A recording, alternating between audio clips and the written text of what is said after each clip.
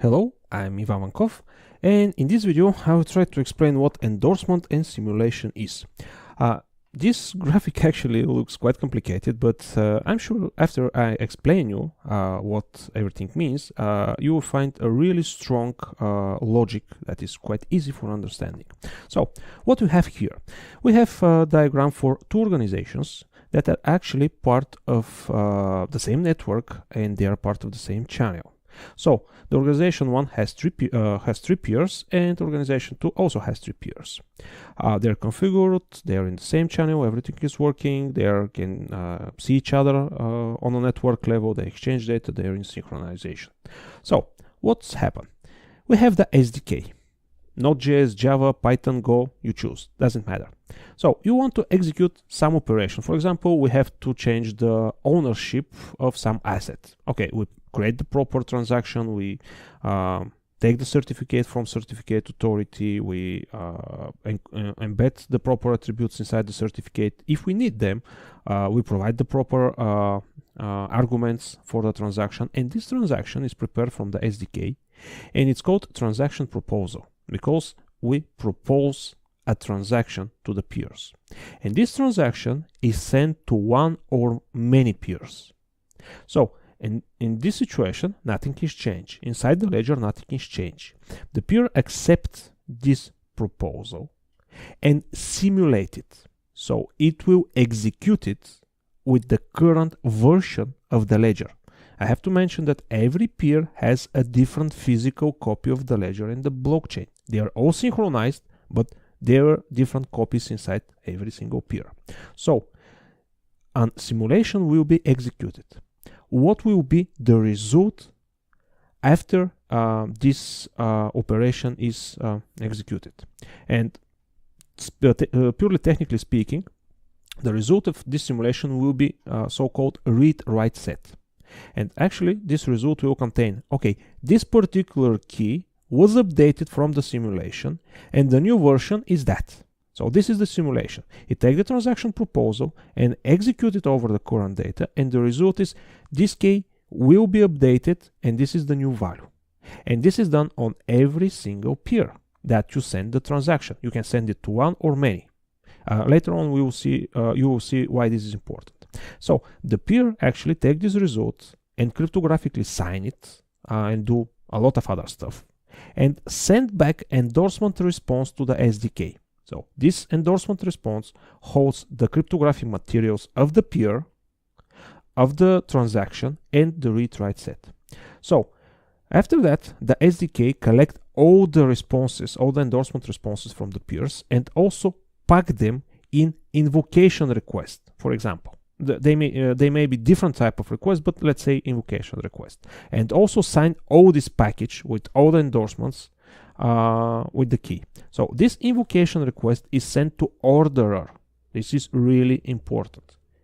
Orderer verify all the cryptographic materials, verify the policy, verify a lot of other things, but the policy is really important because we execute a particular chain code on a particular channel, and this chain code has a particular policy.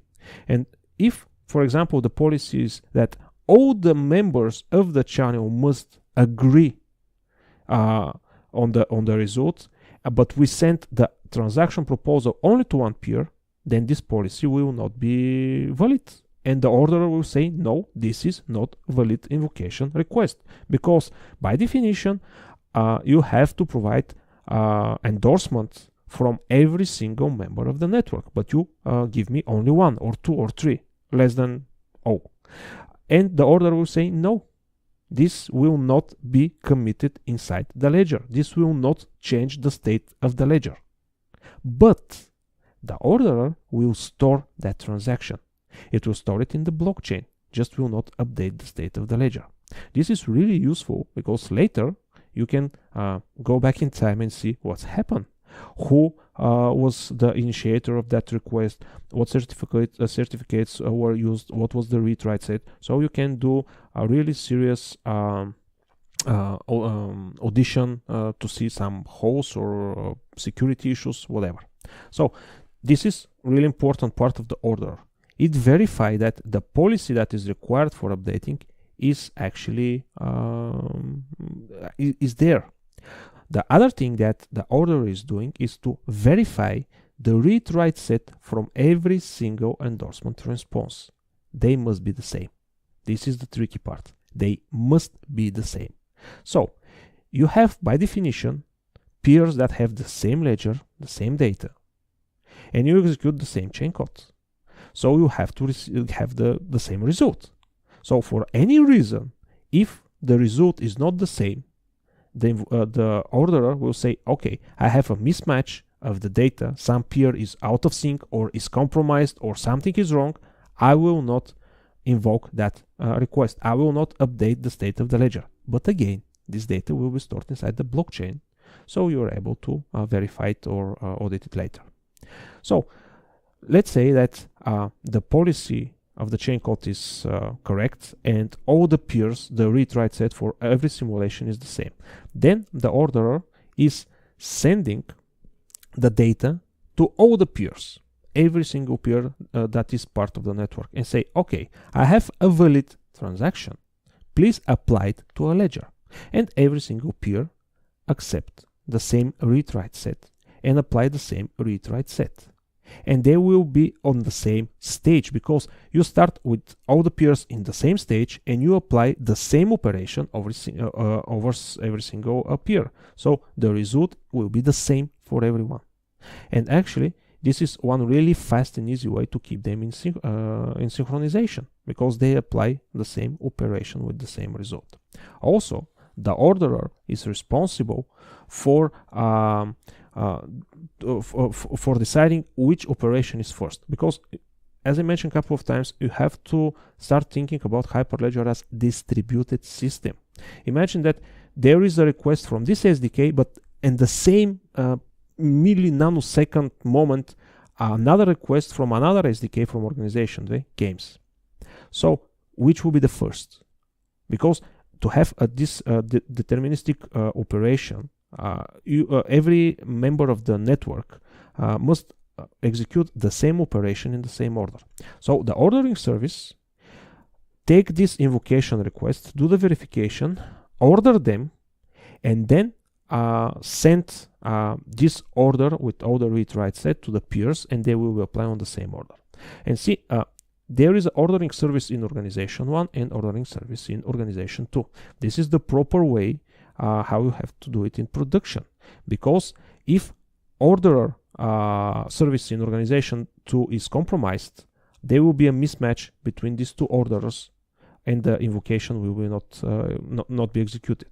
If there is if both of them are compromised, they have to bring the same result, which will be quite difficult. So every single organization has its own ordering service, and it's taking care that its own ordering service is not compromised. So if somehow somebody is hacked, for example, or something bad happen, the network will understand, okay, something is out of sync, something is not correct here. I will not update the ledger. I will store all the information about this transaction, so later the admins can see what's happened, but I will protect the ledger. So that's the main idea of the endorsement and for the orderer. You simulate, so actually you take the current state of every single peer, because the state must be the same and the result must be the same. If the result is not the same, that means that the peer is not in the same state, so it means it's compromised or something bad's happened. Okay, we stop the operation. And the orderer actually order the proper invocation requests and send them to the peers. And also orders between different organizations look each other who is wrong and who is right. So this is a really strong security model. So actually this model is able to prevent double spending problem quite efficiently. So if you're not familiar with what is double spending problem, in the concurrent system, this is inherent problem in concurrent and parallel systems.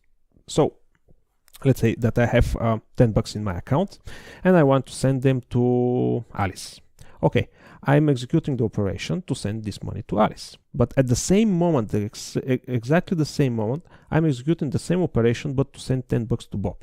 So it is possible, because of the concurrency of the operation, $10 to go to Alice, because and $10 to go to Bob, because while the monies are transferred to Alice, they are not removed from my account. So when the verification is done, do I have that money to send to Bob? The answer will be yes. But later, when the operation to Alice finish, $10 will be removed from my account, and later when monies are sent to Bob, again $10 will be removed from my account, so I have minus $10. This is a really simplified version of the double spending problem, but it's a really serious problem in the concurrent and parallel system. So what's happened here and how this problem is solved here? It's quite simple. When the simulation is executed, you have the read-write set, but also the keys that are used for the simulation are also in the read-write set, and every key has a version.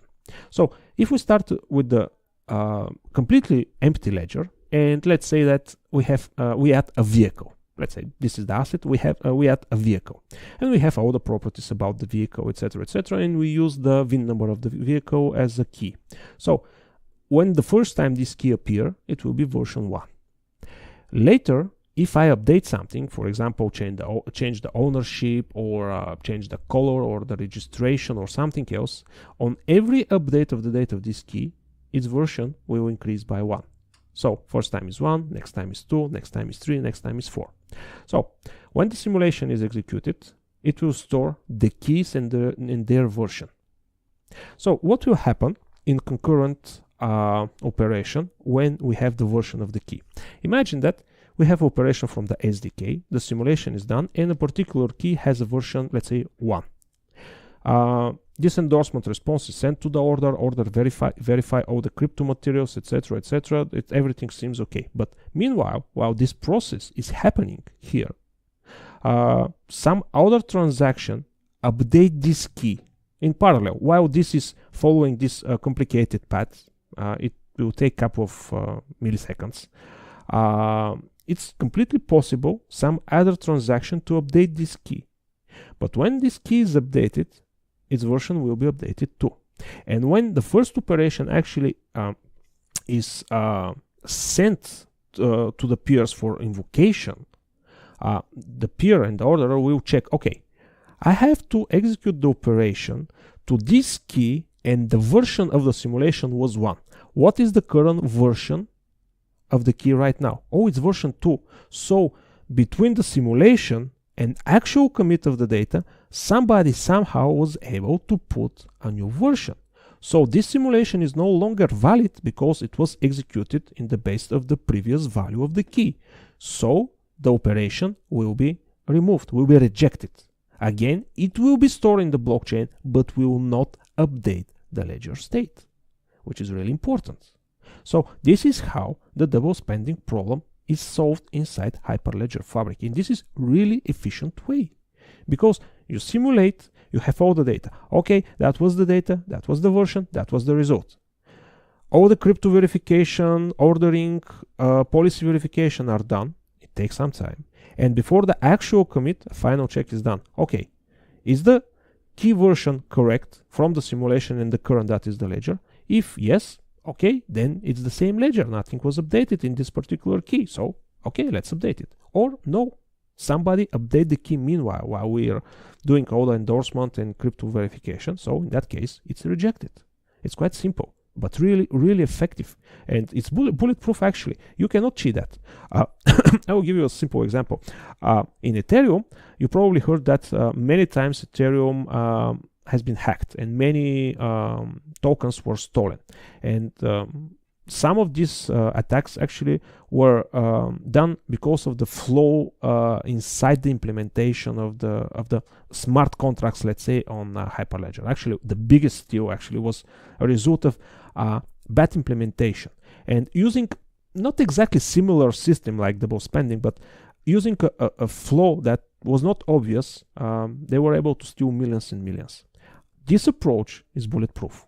I mean, you cannot cheat it because, as you see, before the actual commit, you check all the requirements.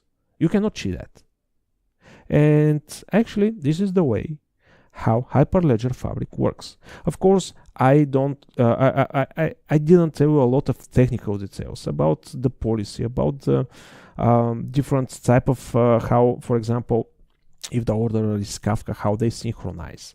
That there is a queue, and this queue you can control the size of the block, or by size or by time, and this is the main way how you can improve the performance, etc., etc. But if you understand this basic flow, you really understand how Hyperledger Fabric works, and later you have much easier time to understand the technical details. You understand, okay, why I have to send this transactional proposal and receive some response, why I have to verify these crypto materials, why this read-write set is so complex, why the order is doing the things that I'm expecting to do. You'll be able to answer yourself a lot of questions. So just to recap it with a couple of words. The SDK send the transaction proposal to one or many peers. The peers simulate it and give the result of the simulation, and also are the, inside these results are the key with their version in the time of simulation. This thing is returned back to the SDK, it's combined, it's cryptographically signed and sent to the orderer. Orderer verify the crypto signatures, verify the read-write sets are the same from all endorsement responses, also do a lot of other stuff and say, okay, I will order to the peers to update this read-write set because the invocation is correct. And before that, the keys and their versions are checked. If the versions are okay, then the operation is applied by every single peer inside the network, and they will be in the new state. So every other operation actually will work with the new state. There is some important stuff that I want to mention. The orderer do not execute every invocation request directly. There is a queue, and you can control how big this queue can be. So, excuse me. So the orderer actually collects, let's say, 10 transactions or 100 transactions or 10,000 transactions, depending on your needs. And when the number of transactions is enough, it packs all these transactions in a block and cryptographically sign hash this block, and then this block as a whole is sent back to the peer. So why this is important? Imagine that you create some really big number. You configure the orderer with some really big number of transactions. For example, let's say 10,000 transactions. But you operate with the rate of 1 transaction per second. So the SDK is putting some transaction. It's in the queue, but stays there. It's not committed directly to the peer. At that point in time, the ledger is not updated. The transaction is there, but the actual peer is not updated. So if you put another transaction, this another transaction will work with the data of the peer. And this will be okay until you reach the maximum number of transactions per block, let's say 10,000. And when this number is reached, you actually, the order actually will take all the transactions and send them as a batch to the peers, and they will update the state at that point. So this may cause problems because if you have a huge block that you cannot fill in a realistic time, a lot of transactions will be rejected because after they are ordered by ordering service for to be applied, there will be a mismatch between the simulation and the actual result because they will be applied in order. So the first will be okay, but the second was simulated with the older version of the keys and will be rejected. So you have to be really careful what is the size of the block, and also you can limit, you can decide the maximum size of the block or the maximum time. So you can create it like that. I want to execute commit every 10,000 transaction or every second. So which one first comes first will be executed. So it's a tricky part, but it's a configuration option. You can change this thing dynamically. You don't have to build completely new network, but just to know it, that this is the way how it works. It's a queue. This queue has a size and or time limit, and when the size or the time limit is reached, then all the transactions in the queue are packed in a block. This block is signed cryptographically. That's why it's a blockchain. and then it's sent to peer for applying over the ledger. So this is the basic concept. The things from a technical point of view are quite complex, because a lot of cryptographic verification, signing, etc., is really not trivial. But the good thing is, this is completely transparent from point of view of the SDK. So as a developer, you don't have to be some cryptographic guru or something, some security expert to use it. All of this is handled by the SDKs and the peers by themselves. So from the point of view of the SDK, you just execute operation and you wait for the result. Okay, it was committed, or it was rejected, and the reason for the rejections.